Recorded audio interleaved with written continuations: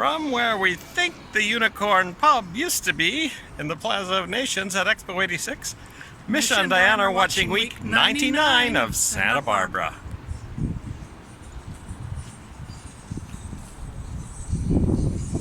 Directly.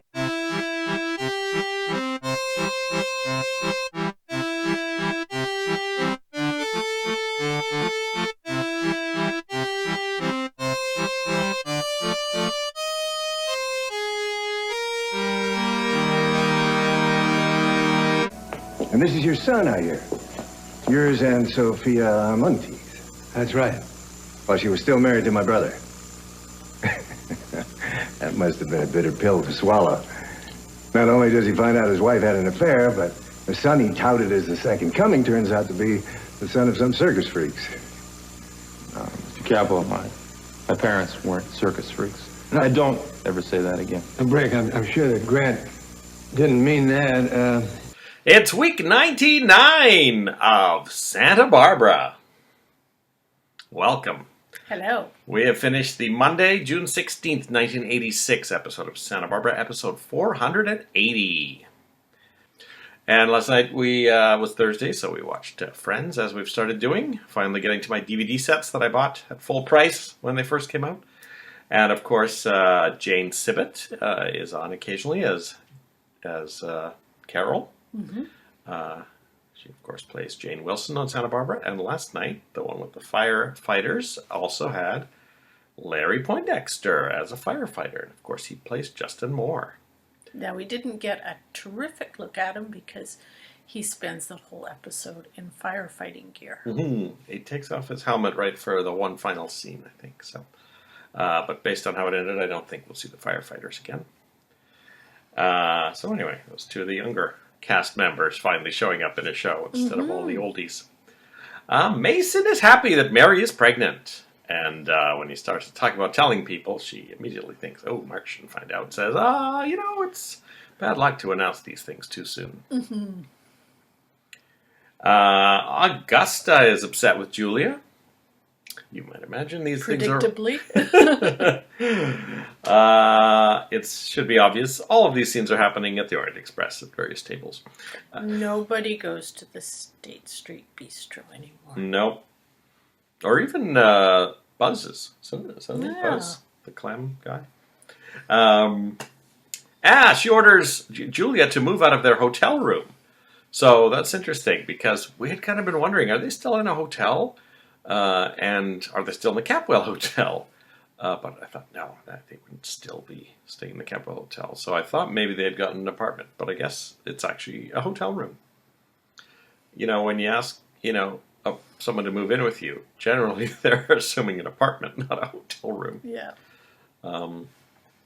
Mason, of course, comes over to say hi, and Augusta says, whatever the legal term for missing the boat is, you did it. Mason asks to see the documents that Julia used in court, and they are blank. So I think Mason's kind of impressed that Julia kind of pulled a bit of a fast one on Sheila. Mm-hmm. David tells Sheila he has a meeting with Julia and can't spend the night with her. When he arrives at the Orient Express, Mason tells him, if I were you, I'd go heavy on the strategy and easy on the celebration. Mm-hmm. So, and David had warned Sheila they're not entirely out of the woods yet. They still got to get to the end of the trial. Eden tells Cruz she didn't know Santana had allergies, which is kind of funny because I was kind of saying, oh, it's weird that Gina knew. Maybe everyone did. But apparently Eden, who grew up with Santana, didn't. And a flower allergy is, that's actually a pretty difficult allergy to negotiate, I would think. Mm-hmm. You'd think you'd be mentioning it every family get-together. Oh, by the way, I can't eat flour. And then Eden tells Cruz that something always brings them back together. And later Mason tells Eden not to give up and kisses her on the head because he is on cloud 9 from having found out Mary's pregnant. Speaking of kissing, Keith and Santana are kissing at the beach house. Gina watches through the window. Now, you really feel like if this was happening in present times, Gina would be watching through the window with a phone recording them. Mm-hmm. Yeah, because she's not learning anything that she doesn't already know. Mm-hmm. And I think she realizes how useful videotapes can be. Mm-hmm. Nick arrives looking for Cruz. He's got some evidence on Sheila.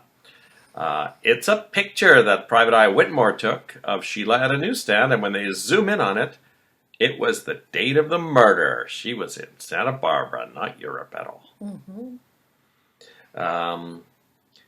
When this gets reported to Keith, he says, "Oh, this just blurs the issue because we're trying to convict David." But he ends up promising to introduce the photos as evidence the next day. And then he sends Cruz out to serve Sheila a warrant for perjury. And Cruz points out to Keith that he's been spending an awful lot of time with Santana. And Keith says, "When I've come to your house, it's always been because I was invited." So I like this tension between Cruz and Keith here. Especially as it goes back to high school days, so it's kind of fun. Nick gives Julia the good news about the photos. Meanwhile, Keith Timmons is busy shredding them. He has no intention of introducing them into evidence tomorrow. And I was trying to think how this could affect the case. I don't know what your thoughts are on that. Well, I mean, it really could help. Obviously, Julia could really then have a reason to question her for whether or not she murdered Madeline. Because, the judge kind of struck her previous attempt to imply that. So But if you shredded it. Yeah, now she can allude to photos that don't exist. She may not be allowed to question on it. But, yeah, it did. That was what had struck me, is that this could hinder Julia a little bit. And, yeah, it does actually perhaps make things worse for David. Well, maybe Keith knows tomorrow's the last day of the trial, and if they have to go and try and get copies of the photos, they just won't have time. Julia goes back to David's hotel room, and David gets a call while she's there, and it's Sheila just saying, "Oh, just to let you know, I've been arrested for perjury, but don't worry, I'll be out in time for the trial tomorrow." And when David gets off the phone, Julia has taken off her clothes and is in his bed. I think both Sheila and Julia are going to be disappointed by how things turn out here. Yes, I don't think David Laurent is a good bet for either of them. Lionel and Brick discover the headquarters for Mrs. Capwell's cookies in the living room of the old Lockridge house. Gina asks him to invest in her business. And he buys her pitch and says he's going to consider it. Then Brick says to him, "Where are you going to get $5,000? And we find out the reason that that Brick and Lionel are there is because that's where they've chosen to meet Grant Capwell. And Lionel shakes Grant's hand, and it appears they've never met before in person. And Grant takes the opportunity, when he realizes who Brick is, to make fun of the fact that Cece's son Channing was actually the son of circus freaks, which doesn't really go over too well with Brick, who walks out of the building. And Lionel, obviously not wanting to antagonize Grant, doesn't take him to task for that. He just, I think Brick says they were actually fine people, and then Lionel just says something sort of non-committal after Brick leaves. So. Santana is high! And she takes another pill of crack. She really is, loves them. She tells Eden that Gina is baking cookies in the Lockridge house, and she should tell Cece. I have a feeling it's all been cleared out now, and because Lionel had offered Gina the yacht to bake her cookies on. I don't know if that's really a bigger kitchen than the Lockridge mansion, but that's what it was made out to be. And so I think Santana's going to look a fool when Cece comes barging in and there's nothing. Gina tells Eden Santana's been acting weird, and also she's been seeing the new district attorney, which Eden says, oh, she's not that type of person. Gina says, well, she didn't used to be. And they're all just, just wandering around in the Orient Express. And so later Gina re-encounters Santana and says, oh, why are you always hanging out at a restaurant that's owned by your husband's lover? Actually, not a bad question. Trying to catch them in the act? Or are you trying to get a little action on the side? Can't blame you, honey. It's amazing how quickly Gina has launched into this new plan. She came up with it yesterday, and suddenly it's on. Santana's already a crack addict, so that's kind of hilarious.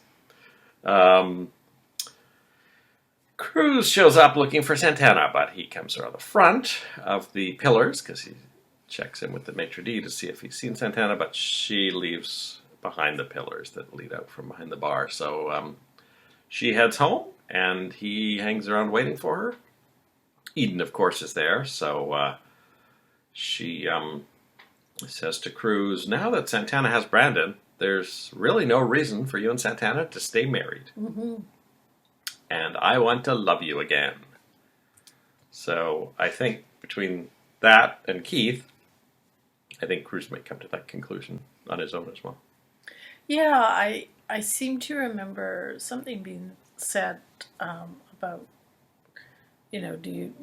I feel like Eden at one point, I can't remember exactly the words, but was basically asking Cruz if he wanted to be righteous or if he wanted to be happy. And yeah, I mean, I think despite his very firm beliefs in marriage and his faith, Santana's not really putting as much effort into the relationship anymore, and Eden is free, and Brandon is Santana's free and clear as far as we can tell. Now Gina's little plans may put that at risk, but no one but Gina knows about those at this point.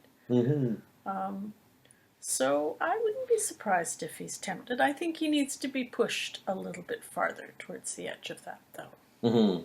Maybe this whole Santana thing. Although, actually, Gina's plan to make Santana be a bad mother might backfire, because Cruz might say, oh, now I need to stay with her for Brandon's sake. So, I don't know. I think it'll be a little while before this comes to a head. I think this week we'll probably wrap up the trial. And we didn't see Ted in this episode, so maybe he'll get another call from the mystery woman next time he does his radio show. That is it for the Monday episode. We'll be back after we watch episode 481. We'll see you then. Bye-bye. Listen, Gina, if you can make do in some cramped quarters on my boat, you may just have yourself a cookie factory. Hello, Angel? Hi, it's Gina. You know, that stuff you gave me was really great. I was wondering, though, is it habit forming? Oh, it is? I guess I better be careful with it then, huh?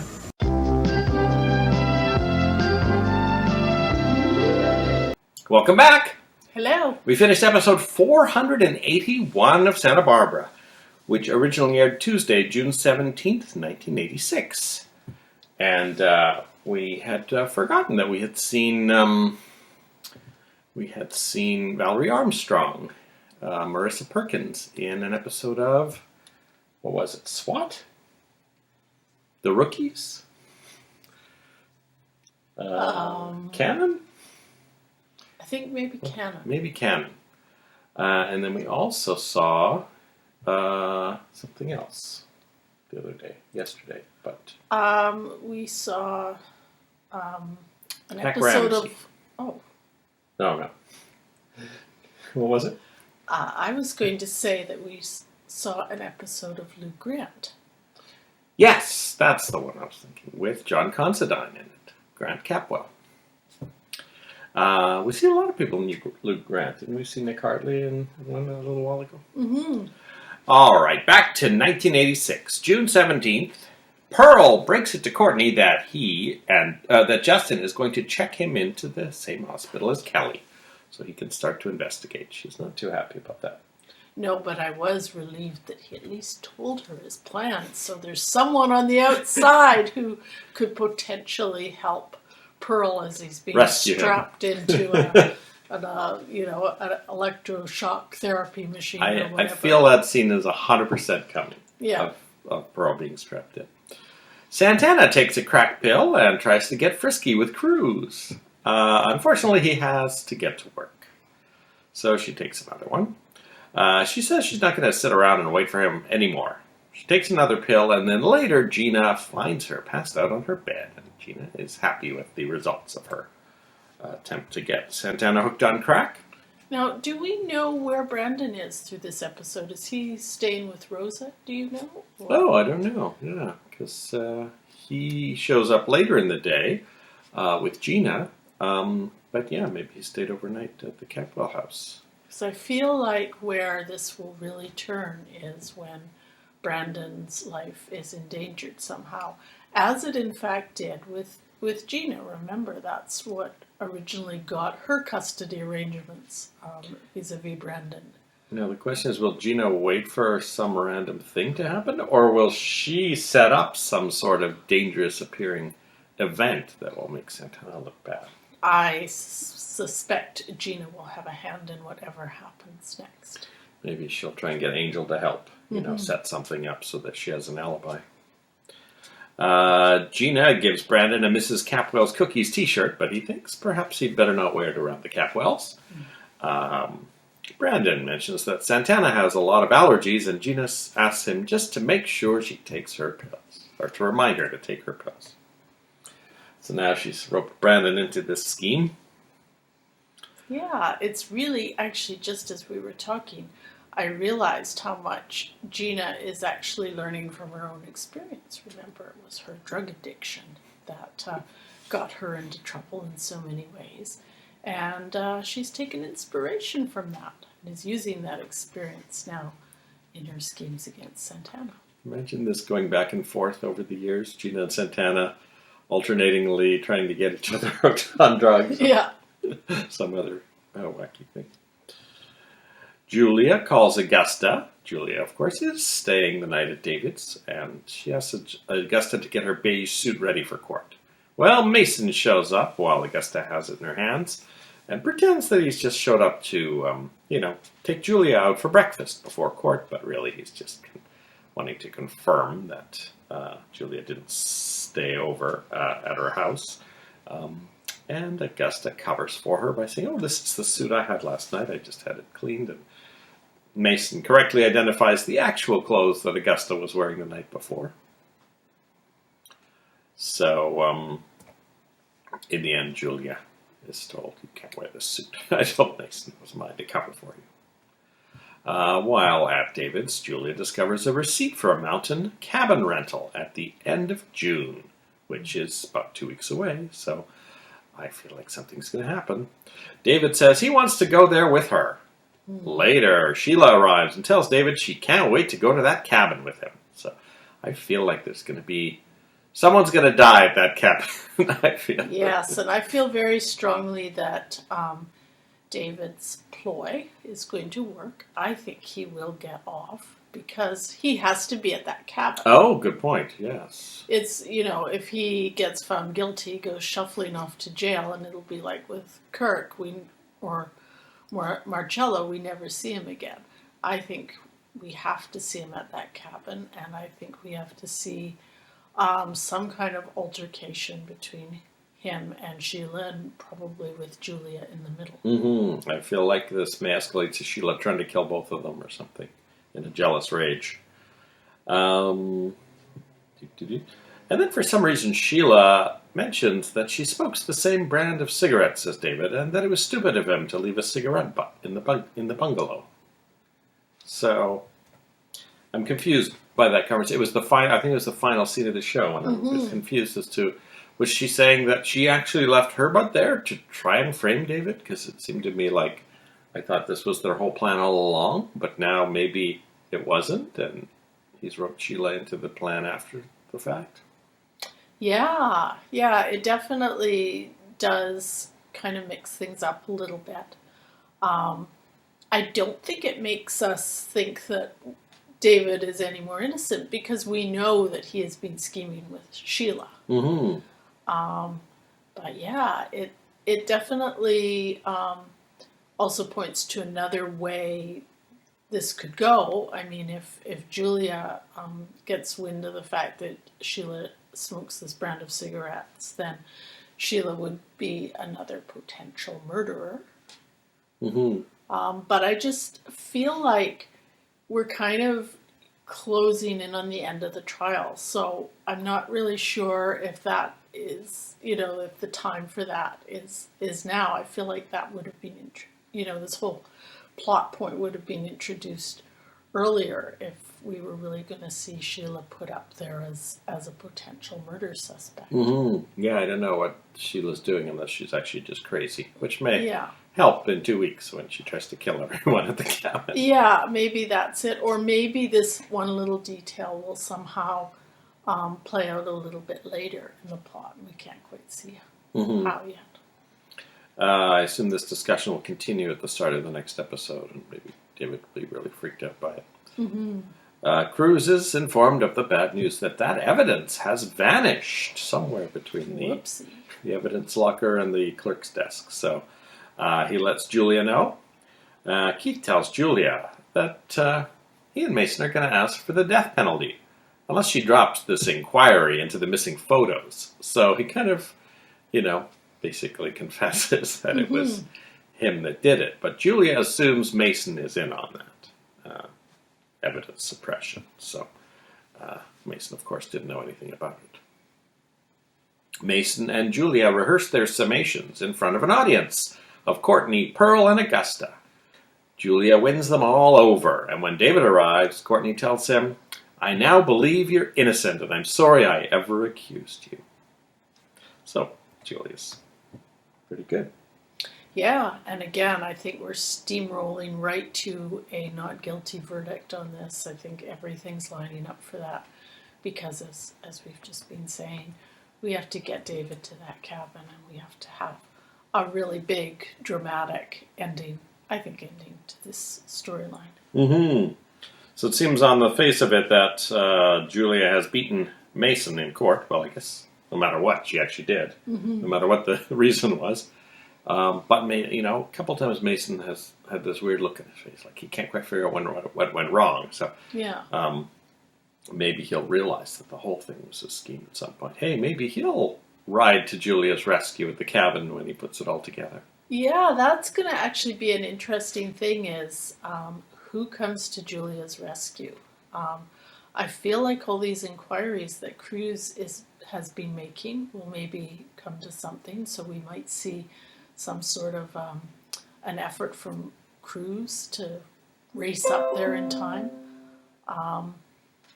I mean, normally Julia is sort of positioned with Lionel and Augusta, but we haven't really seen that kind of involvement with them on this. So I feel like it might be Cruz or possibly Mason. Mm-hmm. I mean, really, Nick is the only other guy it could be, but he's sort of on the sidelines of this story a little bit. I don't know if it would be Nick. Pearl will probably be in a mental institution by then. That's her other sidekick. So we don't actually see the summation in front of the jury. I guess they saved on extras by just having 3 people who are already in the episode as the jury. But the implication is everything went the same way for the real jury, and the jury is sequestered. And Keith, having had lunch with Santana, now is hanging out at the beach house with her. And he says, I better get going before Cruz gets here. Yeah. Santana takes some crack, and Cruz asks how many she's been taking. And she says, as many as I'm supposed to. Now, I have allergies. And maybe in 1985, they were formulated a bit differently. But my decongestants are 12 hours, and my antihistamines are 24 hours, which would mean 1 or 2 a day at most, whereas she's taking them clearly like pills, like candy. So I don't know if a simple check with an allergist would confirm she's not supposed to be taking more than 1 or 2 a day. Santana then insists that Cruz is having an affair with Eve, and then freaks out when she sees a Mrs. Capwell's Cookies flyer that Brandon has brought home. Cruz really is thinking, something's wrong with Santana. Santana says, we've been driving each other crazy. It's time we started leading a life of our own. Do you know Keith Timmons hates you? Cruz says, the feeling is mutual. Why do you change the subject? She says, I didn't know I had. And that's kind of the end of that storyline in this episode. So I don't know if that discussion also will continue into the next episode, because that was towards the end. But Cruz is obviously noticing that Santana's behavior is a bit weird. Yeah, and it'll be interesting to see if this, becomes like a full-blown drug addiction. And we've already gotten indications, I think, that Keith probably has a drinking problem. So the two of them, Keith with his drinking problem and her with her potential drug problem, should be an interesting combination in the future as well. And that is it for our Tuesday episode. We'll be back after we watched episode 482. We'll see you then. Bye-bye. Slow down a minute, Checking yourself Courtney. into a mental hospital? You must be crazy. Don't be quiet. You don't want the whole palace to know.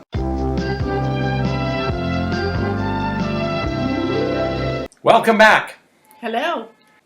We've watched episode 482 of Santa Barbara, which originally aired Wednesday, June 18th, 1986. And the top movies of June 86 are Top Gun at number 1, Karate Kid Part 2 at number 3, number 4, Ferris Bueller's Day Off, number 7, Legal Eagles, 13, Ruthless People, 18, Labyrinth, 20, Pretty in Pink, and 27, Hannah and Her Sisters, which has been up since February. And that just shows that the more things change, the more they stay the same, because, of course, one of the top movies of 2022, which is when we're recording this, was Top Gun Maverick. In the music scene, number 1 is On My Own with Patti LaBelle and Michael McDonald. Number 2, Live to Tell, Madonna. Number 6, Greatest Love of All, Whitney Houston. Number 8, No One Is to Blame, Howard Jones. Number 9, All I Need Is a Miracle, Mike and the Mechanics. Number 11, Holding Back the Years, Simply Red. At 13, If You Leave, Orchestral Maneuvers in the Dark. Who's Johnny by El DeBarge at 14. I Want to Be a Cowboy at 15. Sledgehammer at 22. Your Wildest Dreams, Moody Blues at 25. And at number 28, Danger Zone by Kenny Loggins from the movie Top Gun. At 31, West End Girls, Pet Shop Boys. The Bangles, If She Knew What She Wants. At 37, at 40, Love Touch by Rod Stewart from the movie Legal Eagles. Mad About You, Belinda Carlisle. Addicted to Love, Robert Palmer. And Modern Woman, Billy Joel round up the random top 46. Meanwhile, in my basement, I seem to remember this episode. So that's weird, because it was a work day. I'm not sure why. David is acquitted. He takes the opportunity to blow up at Courtney for ruining his life. So he's really hammering home his pretend innocence. Mason tells Julia Mason tells Julia he still thinks that David did it. Julia does not even stop twice to consider that as a possibility. And I have to say, all of the characters look a bit concerned that David has gotten off scot-free, and of course he won't be tried again for this because of double jeopardy. But yeah, everyone looks a little bit uneasy, and of course he has decided that he's going to be a jerk now. So he's basically just being really jerky to everybody, and certainly not, I think, making people generally feel easier about the verdict. And of course a couple of people are pointing towards Sheila as a possible. Yes, that's actually quite interesting, that I think Sheila is starting to perhaps get a sense that she's put herself in a bit more jeopardy than she had bargained for. Cece goes up to Julia and says, maybe I was wrong. I wouldn't have voted for acquittal. Julia says, if this is your idea of congratulations, it leaves a lot to be desired. So he almost apologizes and then backpedals on it. Sheila worries when she sees Julia hugging David. So not only is she potentially, a new suspect in this murder, but maybe her plans with David are not quite going to go the way she had planned. So the next thing she tells him, forget the cabin. I've booked us 2 tickets to the Caribbean and we leave in 4 hours. But David points out that he has no money until Grant and I think he said someone else, Grant's lawyers, I guess, have settled Madeline's affairs and given him a check. So she kind of backs off on that. But I think, really she should probably go to the Caribbean on her own and wait for David because she's probably going to be arrested soon. Yeah, Mason actually points that out to her while they're waiting the verdict, because of course everyone jumps up early in the morning when the verdict is in, and they're just waiting for the courtroom doors to open.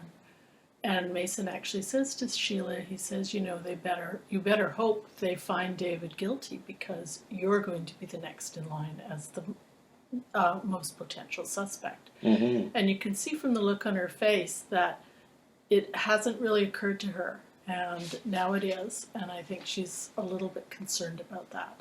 Mm-hmm. And I think it also is registering with her that David, being very nonchalant about leaving Santa Barbara and getting on a plane for the Caribbean, really shows that he's not all that concerned about her well-being now that he has gotten off.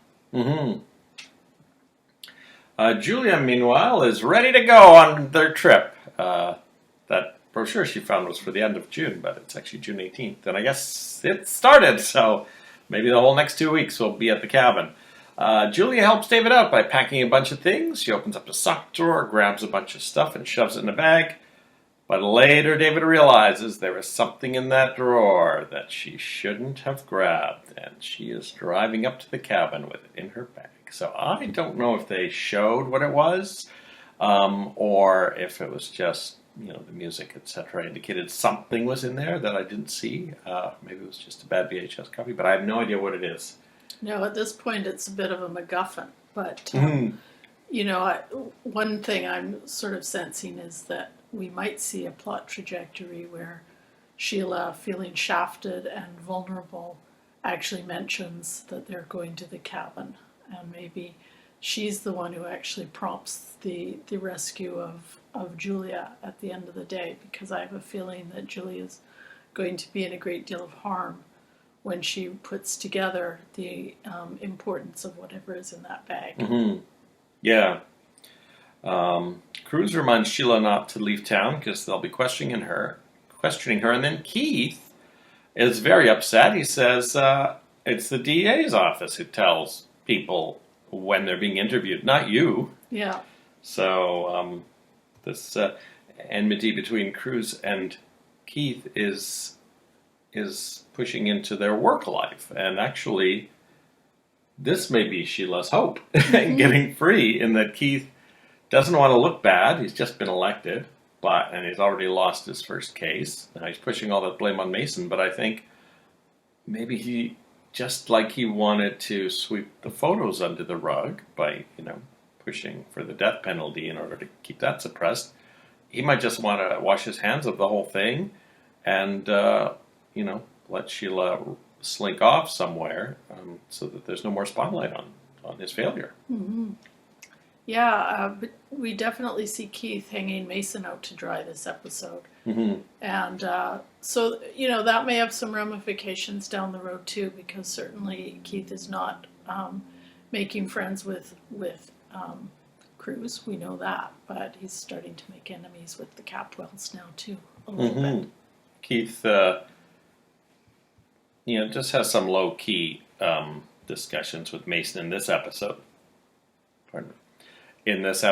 But he says to Mason, be in my office first thing in the morning. So I think in the next episode, we'll actually see what Mason's punishment might be for losing the case. But, as Mason points out, the strategy they used in this case was not the one he favored.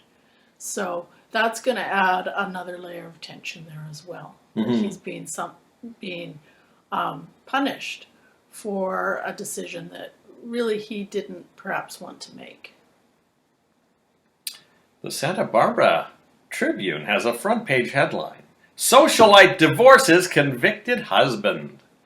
So Kirk Cranston may be out of sight, but he's not out of mind. And now everyone in town is thinking about him. And Eden tells Cece she didn't think it would make the papers. And Cece said, well, the other stuff did, so it makes sense. And then Cece does something very rare. He apologizes to Eden for pushing Kirk on her. Yeah, this is the first time I think we've really seen CC take ownership for his very, very poor decision making when it comes to his daughter's partners.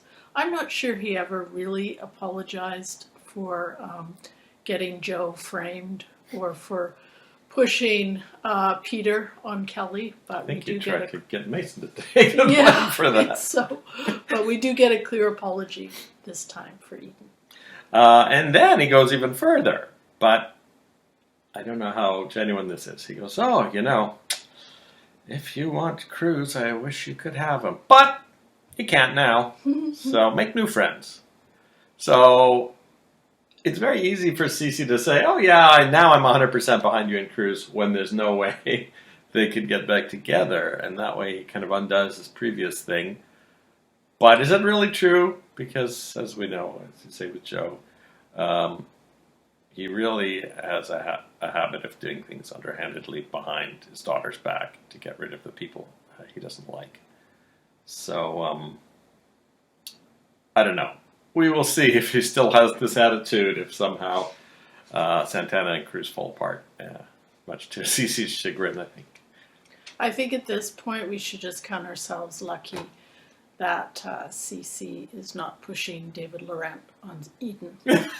Oh my God, that's a good point. He does tell her to make new friends. Maybe in the next episode some guy will show up at the door. "Oh, your father invited me for dinner." Santana is furious when she sees the front page, and she kind of sees it as Eden advertising that she's available to Cruz in a way. She tracks down Eden at work and congratulates her on her divorce. "I guess this guarantees you'll be making a beeline for Cruz," she says. And then Santana, high on crack pills, trips over the dessert cart at the Orient Express. That's some worrying behavior for Eden, so she calls Cruz. But Santana's long gone by the time Cruz arrives, because she's gone to see Keith. And Keith thinks this is great news for him and Santana, but then the twist, Santana tells him, "I was just so upset I needed a friend. I'm sorry if I gave you the wrong idea." So I think I misdone this as Keith, because I thought there was going to be a Keith Santana thing happening. But I guess, maybe it would have happened in high school if she really had any kind of interest in him. But now we've got a reunion coming up that we haven't talked about for a while. Now Keith is on the bad side of the Capwells, or vice versa, and Santana too. So, I mean, he has a potential of, if he gets really upset by this whole thing, it's a potential of ruining a lot of things in Santa Barbara, and he's got a lot of power. So. Yeah, it'll be really interesting to see how that reunion plays out, especially if Santana's flying high on crack, and I keep expecting Keith to majorly fall off the wagon at some point. So I wonder what songs they'll be playing at the reunion, and yeah, I wonder if there'll be. I mean, Cruz was a couple years ahead, right? Eden didn't go to that school, so I don't know if there'll be some sort of awkward, king and queen type thing where people vote, "Oh, this couple should have been together," and force some combination of these characters to dance at the reunion or something awkward.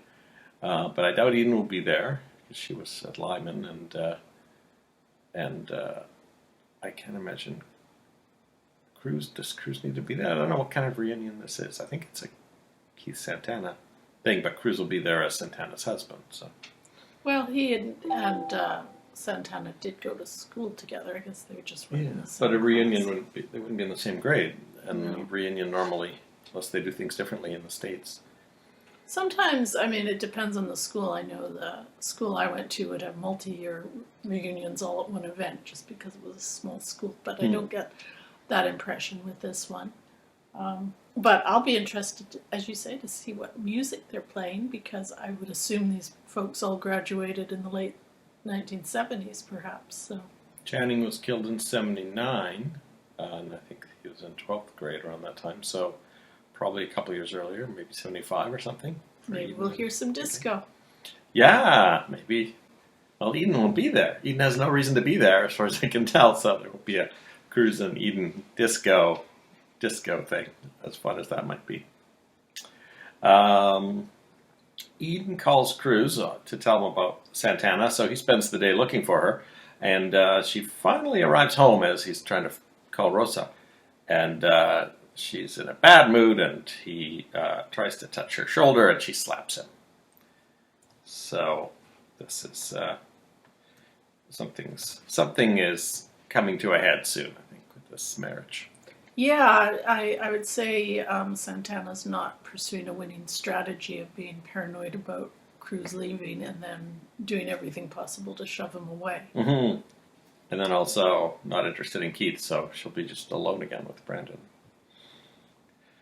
Justin tells Pearl all the paperwork is ready and they just have to rehearse Pearl's crazy act. And he does a lot of impressions of presidents and things, which are kind of fun to watch. We'll see how much fun it is once he's in the mental institution.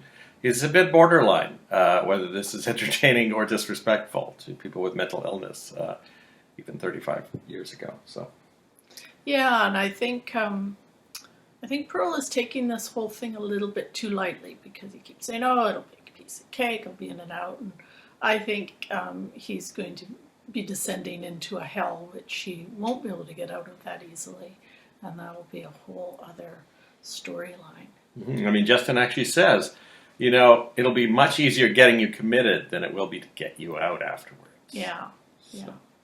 And Pearl says a weird thing like, "Oh, I'll be in and out and get some papers," but Justin's like, "No, that's not what this is. This is a long-term thing. You got to monitor Kelly and report back to me." So, not sure. And then, of course, Eden still thinks she's in on the caper. Pearl lets her know that, "Nope, I'm going it alone, and I'm gonna infiltrate the hospital for Kelly, and you're not coming with me." So. But again, I was glad he at least told Eden what was going on. Mm-hmm. So now Eden and Courtney and Justin all know what's going on with Pearl. So yeah, and Courtney's kind of devastated by David's diatribe against her. So she asks Pearl to hold off a little on his going into the mental institution because she doesn't want to be alone right now. So we will see. We'll see August is the next sweeps. So we've got a month and a half for Pearl to infiltrate, for things to get worse, and then next August, I'm sure someone will get strapped into a machine to give someone a lobotomy. Now, given that the sweeps are in August, what do we think the timeline is for David Laurent threatening Julia and that whole storyline unfolding? Just the way, they've got this cabin thing looming for us. I feel it's all going to come to a head at the cabin. Just the way that's what I feel too. But how will that fit into sweeps? Do you think that will play out during sweeps? I think it'll be long over with. That's how I feel too. Julia's next thing will be a downward spiral. So she's got a month of, crying in Augusta's arms, and then I don't know, maybe she'll start drinking or something for August, or it'll escalate to some tragic thing for her in August. For her storyline. Yeah, depending how it plays out. Right now she's on a professional high because she actually did a really good job of defending David. Mm-hmm. But if it becomes known that she was having an affair with him and then it turned out he was really guilty, depending on how much that's publicized and how it plays out, it could actually be professionally devastating for her as well. In a weird way, Mason's the ideal person to commiserate with her once it all comes out. Yeah. Because they were both played. Because he understands also what it is like to be a lawyer. Mm-hmm.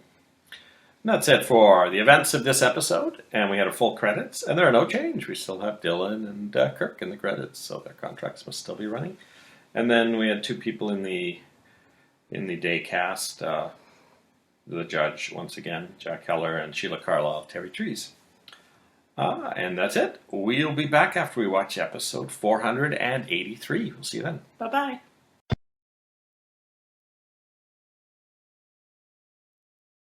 Well, you're not the only one who's blind here. Welcome back to another episode of the Kirk Cranston Trauma Tracker. We have not seen Kirk Cranston for a while, but today Eden filed for divorce. So I think we shall summarize what happened to our poor Kirk Cranston while he was in Santa Barbara. Of course, he completely lost his heart, so that's gone. And he lost his head at one point, but they gave him a temporary one. And the last time we saw him, he had had a big fight with Cruz Castillo, and he had a bit of a redness under his eye after the fight. And then the last time we saw him, the red had gotten quite a lot worse, actually. It seemed to cover the whole bottom of his eye, so hopefully that didn't get too much worse. Cruz, of course, had a sling, and it was gone after a few days. So presumably, Kirk may receive further injuries during his time in prison. But for now, this is how we leave Kirk Cranston. Marriage is forever, and that's a long time. I'll see you around.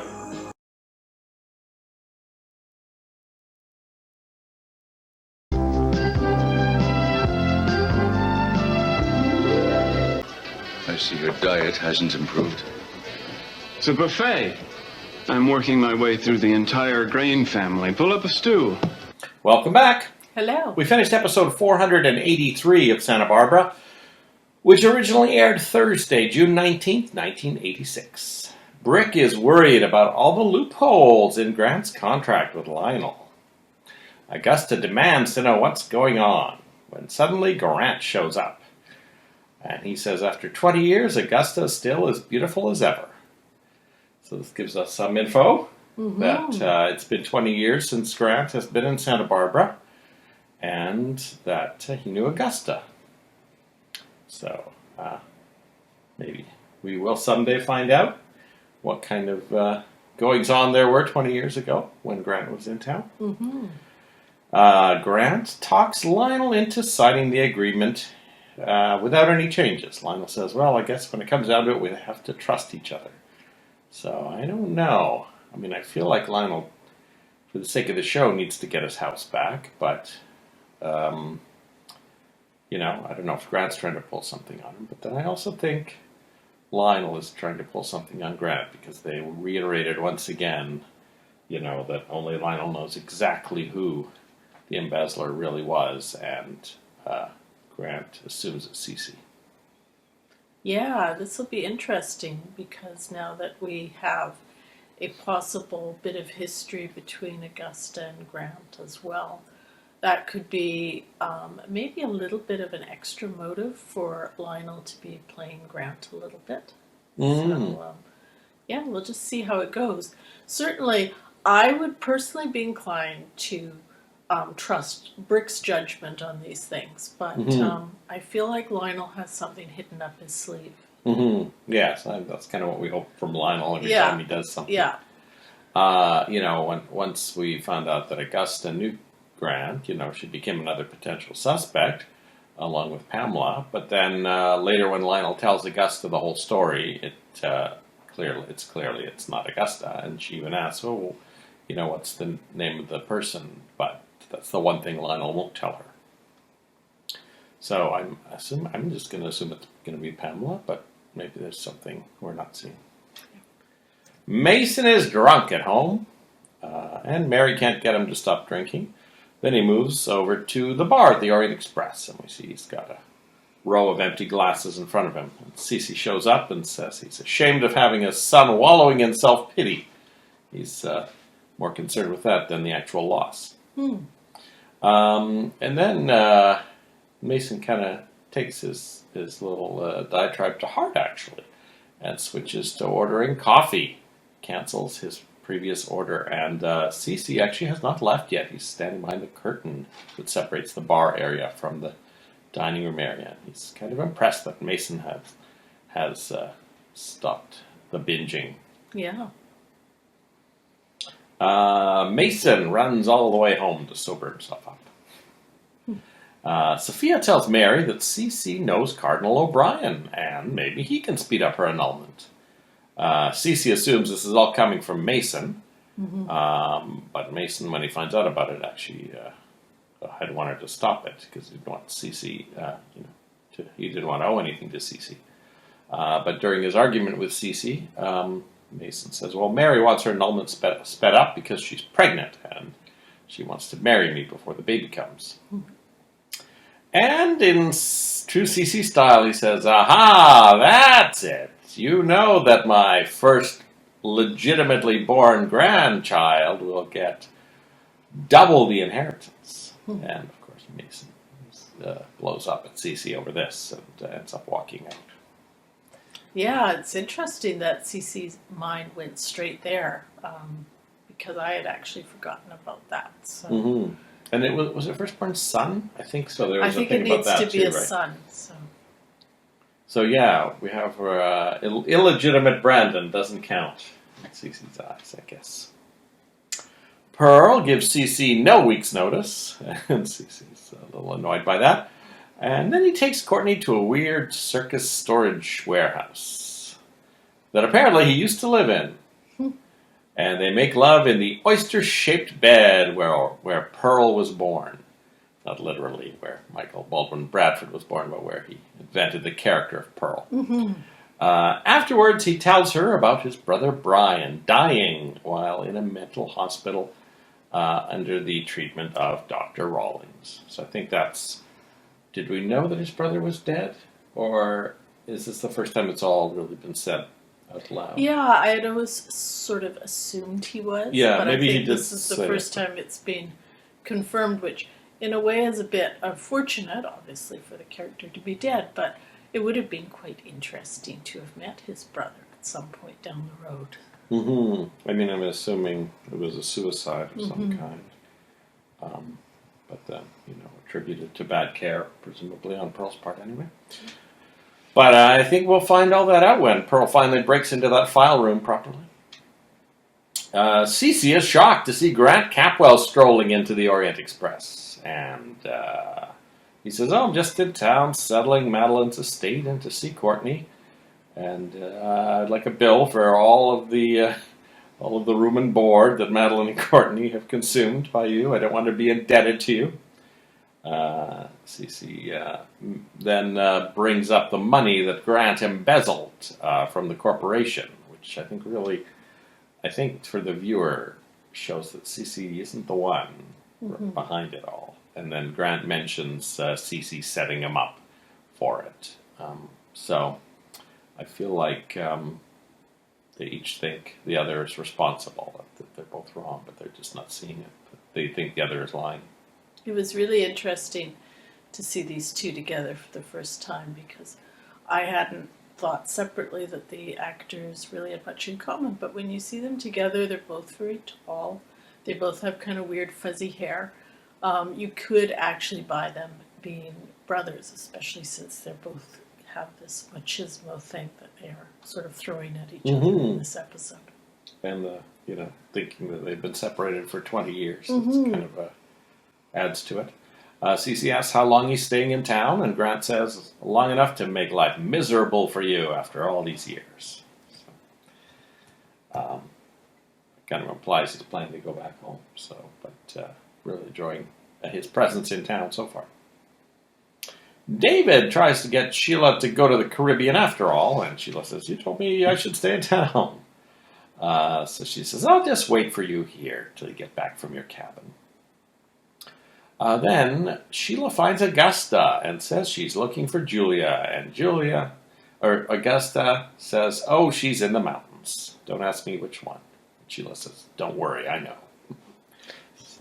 So now Julia, it was interesting because I thought that David's excuse for not spending time with Sheila and not going away with her, just this, I have to be on my own in the mountains, was so lame. And, you'd have to be really besotted by love, I guess, to have swallowed that to begin with. Julia might have bought it, but not Sheila. Yeah. So I guess the only thing I was a bit curious about would be why Sheila was seeking out Julia. Was she thinking Julia could represent her, perhaps, in a perjury trial? Was she looking for more information? Yeah, I don't know. It was kind of surprising. So it's not clear why, unless she suspected Julia was with David somehow, just from that one hug she saw. Yeah, I mean, something like that. But anyway, it moved the plot along, and now Sheila knows what is up with Julia and David. Mm-hmm. And speaking of Julia up at the cabin, she wonders why David's bag is so heavy after she's emptied it. He had a lot of white shoes in there. She finds a bloody towel wrapped around a bloody dumbbell. Uh-oh. Fearing the worst, she calls someone from forensics to measure the length of the cut in Madeline's skull, and it matches the size of the dumbbell. She starts to scream just as David arrives at the cabin. You know, if I were her, I would have wrapped all that stuff back up before, doing my screaming, so that when David shows up, it wouldn't all look suspicious. Yeah, and get it nice and neatly back into that false bottom. Just pretend you never found it and even maybe put his stuff back in his bag. But, he's going to walk right in and see it all, so it's going to come to a head, immediately for those two, and then Sheila's on her way up there, so I don't know if that's going to make it worse or better for Julia. Yeah, I was sort of hoping for a bit more of a cat and mouse between Julia and David kind of leading up to this. Unless Julia is still somewhat delusional about maybe he could still be innocent somehow. I don't think so. But I don't think so. So I was sort of hoping, they would skate around it a little bit when he's there. But it might be a whole episode of them screaming at each other. Yeah, as you said, I think it's going to come to a head pretty quickly. And then we'll see. Maybe Sheila will arrive at the end of that episode, which is a Friday episode, so there'll be some kind of a cliffhanger. That's probably going to be related to Julia. I think so. And maybe Drunken Mason. I was worried Drunken Mason was going to accidentally spill it in such a way that Mark would find out that Mary was pregnant. I still feel that could happen. Give him a reason not to leave town, to cause more trouble for them, and to maybe even contest the annulment. So we will see what exciting adventures they have planned for us when we watch episode 484 of Santa Barbara. We'll see then. Bye-bye. Haven't you ever heard of 2 weeks' notice? It's a concept that's been kicking around for years now. You could train a monkey for my job. I'll tell you what. We'll go out, we'll stop off at the zoo, and I'll pick you up a replacement. How's that?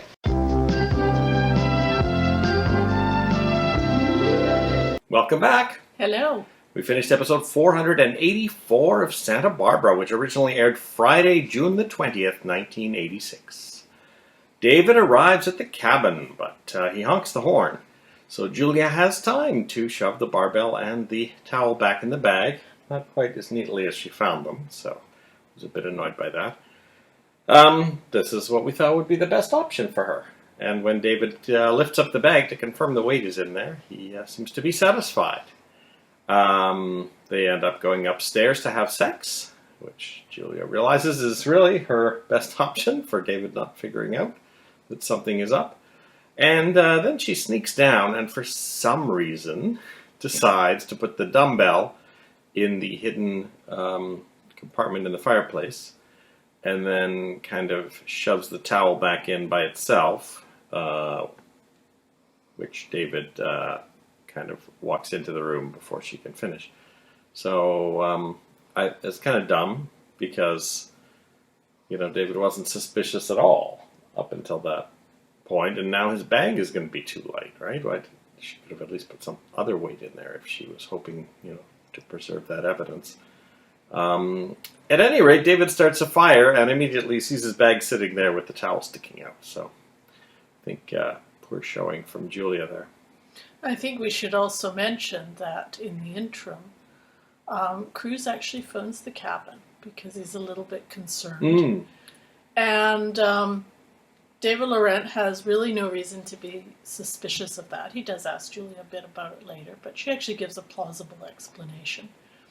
And Cruz actually asks Julia in the conversation if she's all right. It would have been very simple for Julia just to have said no in a conversational tone and gotten the help without, alerting David Laurent.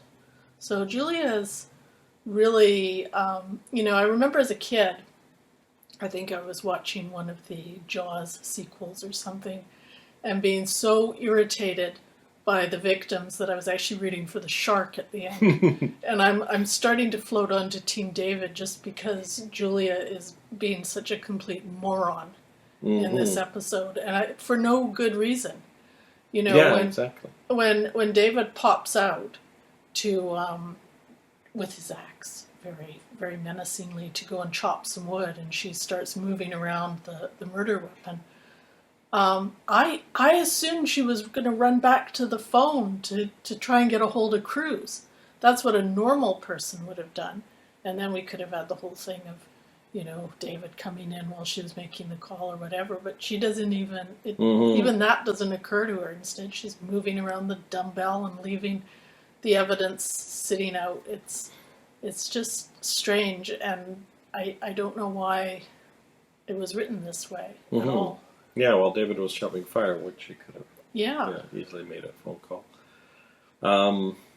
The other thing is, while they were having dinner, at some point the conversation went over to who, you know, the police might be going after next. He goes, well, as long as it's not me. Well, I guess it can't be me, because I can't be tried twice for the same crime, can I? So that's kind of interesting. And now every time David speaks, I guess this is the trope. You're always wondering, does he suspect? Does he suspect? Because every innocent thing he might say, you're like, is he trying to taunt Julia that he suspects something? Ted interviews Keith Timmons on KUSB. KSBU? KSUB? And Keith skewers the Santa Barbara Police Department for messing up the David Laurent investigation. Well, Cruz bursts in demanding equal time. And Ted airs an interview that he does with Cruz without Jane's authorization. And he says, well, we're supposed to be fair, you know, legally, but she says you can't do anything unless I approve it. And then she gets annoyed with Haley for wanting to clean up Ted's spilled coffee for him. And then later on, Roxanne calls in. It's the name of our mystery caller. With another suggestive song request for Ted. And a lot of people light up the switchboard, calling in, wondering who this Roxanne is. And Ted thinks she might be good for their ratings if people start listening just to see if Roxanne will call in again.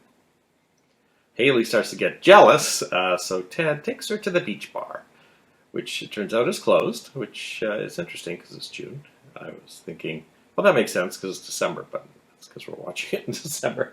But the jukebox is plugged in, and they put a quarter in and dance. And I have to say, I thought Jane, is it Jane, undermined her arguments of feminist empowerment quite a bit by ordering Haley around and ordering her not to clean up the coffee spill that she expressed a strong desire to clean up. So I definitely, you know, we're seeing some bad blood, I think, between Jane and Haley. And, well, Ted is so easygoing. I don't think he's quite in that yet, but we're definitely starting to see Jane rubbing people the wrong way. So. Well, I think that's the point of her character. Yeah. Dr. Rawlings reduces Kelly's medication because she's been a good girl. Oh, that's nice. Kelly tries to get Alice to talk after. Alice scrawls her own name in large letters on the wall with crayon. But of course the nurse arrives and is not happy with anything that's happened. And Dr. Rawlings says, you know, that she shouldn't, you know, interact with Alice. And Kelly says, well, you're not even really helping her. And that prompts Dr. Rawlings to increase her medication back to its previous level again. Ongoing.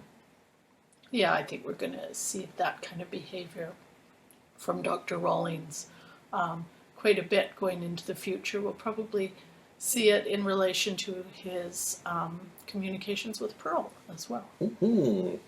Courtney and Pearl spend the day having sex in their Pearl bed, their oyster bed, and talk about Brian and Dr. Rawlings. And then they decide Courtney should pretend to be Pearl's sister so that she can act as a go-between between Pearl and Justin. So this sounds like a good idea. And a friend of Justin's gets Pearl committed, and he opts to get checked in as Richard Nixon. So we're treated to several presidential impressions throughout the episode, and at the end he's gone full Richard Nixon. As I suggested, they will be playing this for laughs a lot of the time. Kelly walks by without recognizing him. So she's back on her 100% medication. Gina spies on Cruz and Santana at the Capwell Hotel in the Orient Express as they argue about their marriage. And then that moves to the roof of the Capwell Hotel, which we haven't really seen since the assassin fell through the skylight. And they've got a new skylight there. I don't know if it's the same one. I think the other one was just glass, but this one seems to have like sort of semi-transparent panels of pink and white. So they've upped that, and then there's a little smokestack, one of those little metal ones come jutting up, probably from the kitchens. So we see several scenes on the roof of the Capwell Hotel. Gina sees Cruz giving Santana her new bottle of pills that he picked up for her.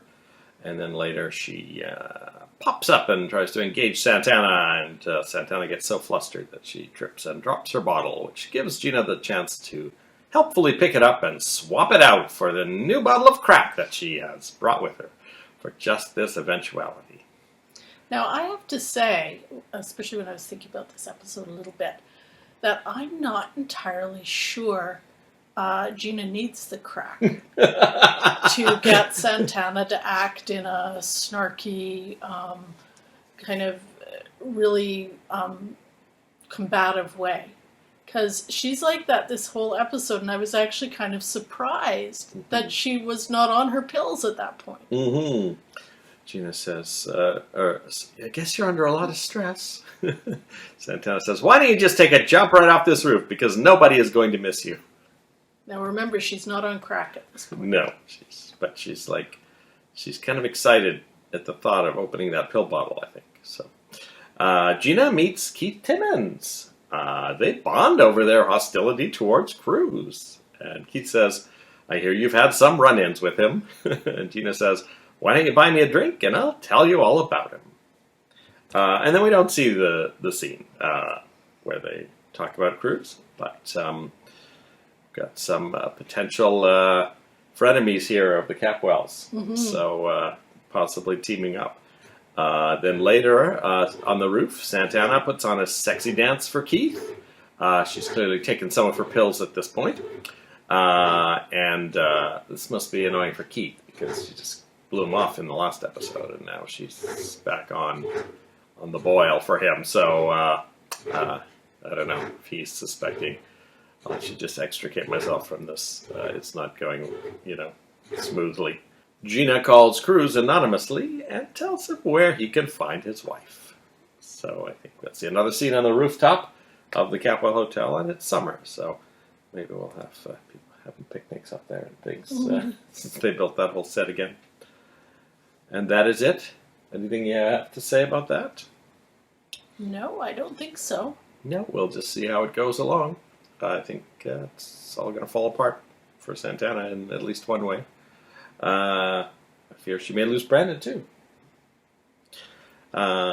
We'll be back next week for week 100 of Santa Barbara. We'll see you then. Bye-bye.